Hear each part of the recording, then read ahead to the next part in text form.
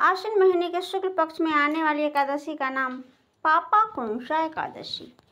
पापाकुंशा एकादशी का नाम दो शब्दों से मिलकर बना है, पाप और अंकुश।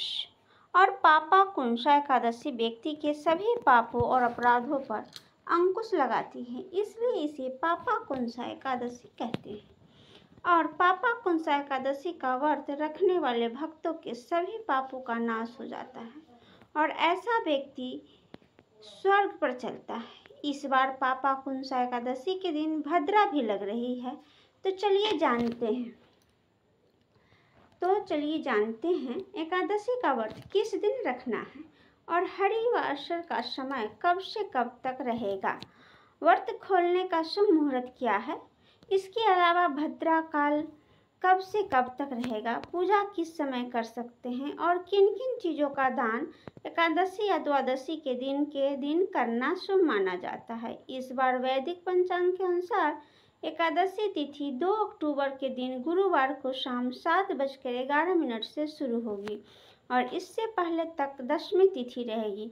तो दशमी तिथि के नियमों का पालन 2 अक्टूबर गुरुवार को किया जाएगा। एकादशी तिथि 3 अक्टूबर शुक्रवार को शाम 6:32 पर समाप्त होगी। ऐसे में इस बार सूर्योदय व्यापनी तिथि 3 अक्टूबर शुक्रवार को और पापाकुंशा एकादशी का व्रत भी केवल 3 अक्टूबर शुक्रवार को ही रहेगा। 3 अक्टूबर शुक्रवार को ब्रह्म मुहूर्त सुबह 4:45 से लेकर 5:35 तक रहेगा। सूर्योदय होगा सुबह 6:23 पर और सूर्यास्त का शाम 6:08 पर होगा।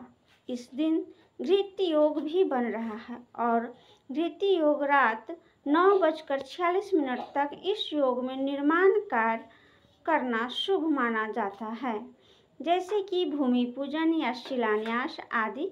इसके अलावा श्रवण नक्षत्र सुबह 9:34 तक रहेगा और बाद में घनिष्ठा नक्षत्र प्रारंभ हो जाएगा और भाद्रा काल 3 अक्टूबर शुक्रवार को सुबह 6:57 से शुरू होगा और भाद्रा काल की समाप्ति होगी शाम 6:32 पर। लेकिन इस बार भाद्रा का वास पाताल लोक में होगा, इसलिए पृथ्वी पर यह भाद्रा अशुभ नहीं मानी जाएगी। तो जो भी काम आप करना चाहते हैं वह इस दौरान कर सकते हैं, लेकिन 3 अक्टूबर शुक्रवार को ही इस बार पंचक भी लग रहे हैं, जो कि लगातार अगले 5 दिनों तक रहेंगे और शुक्रवार के दिन लगने वाले पंचक को चोर पंचक कहा जाता है और इस पंचक के दौरान यात्रा करना ज़्यादा शुभ नहीं माना जाता है, साथ ही चोरी आदि का भय भी रहता है। द्वादशी तिथि 3 अक्टूबर शुक्रवार के शाम 6:33 से शुरू होगी और अगले दिन 4 अक्टूबर शनिवार को शाम 5:09 पर समाप्त होगी। हरिवासर का समय द्वादशी तिथि लगते ही प्रारंभ हो जाता है, जो इस बार 3 अक्टूबर शुक्रवार को रात 12 बजे तक समाप्त हो जाएगा और द्वादशी तिथि के दिन यानी 4 अक्टूबर शनिवार के सूर्योदय सुबह 6:30 पर होगा, सूर्यास्त शाम 6:07 पर होगा और ब्रह्मा मुहूर्त का समय सुबह 4:45 से लेकर 5:35 तक रहेगा। इस दिन राहु काल सुबह 9 से 10 साढ़े 10 बजे तक रहेगा। व्रत का पारण 4 अक्टूबर शनिवार को सुबह 6:16 से 8:45 के बीच में किया जाएगा। व्रत के दिन पहले से ही एकादशी का नियम का पालन शुरू हो जाता है। तो दशमी तिथि को दिन सात्विक भोजन ग्रहण करना चाहिए, सूर्यास्त के बाद अन्न ग्रहण करने से बचना चाहिए।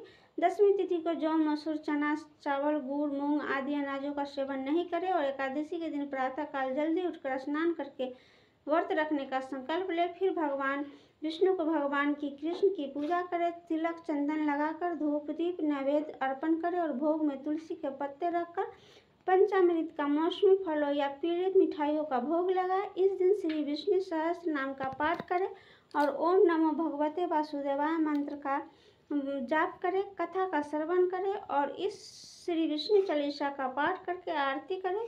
संभव हो तो रात्रि में जागरण करें और भगवान विष्णु को भजन कीर्तन करें। शाम के समय तुलसी जी में दीप जलाएं, तुलसी चालीसा का पाठ करें और अगले दिन सुबह जल्दी उठकर भगवान विष्णु का पूजन करके भगवान को सात्विक भोजन या खिचड़ी का भोग लगाएं।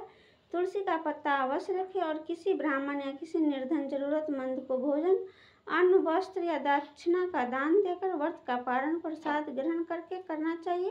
व्रत का पारण करते समय तुलसी का पत्ता, पंचामृत, आंवला या मौसमी फलों का सेवन करके आप व्रत खोल सकते हैं। मान्यता है कि इस व्रत के पूर्ण प्रभाव से व्यक्ति के सभी संचित या जाने अनजाने में किए गए पाप नष्ट हो जाते हैं और यमलोक के कष्ट से मुक्ति मिल जाती है। तो यह वीडियो कैसी लगी आप ज़रूर कमेंट करके बताइएगा। मेरे चैनल पर पहली बार आए हैं तो चैनल को लाइक सब्सक्राइब करना ना भूलिएगा और कमेंट में जय हरि विष्णु जरूर से लिखिएगा।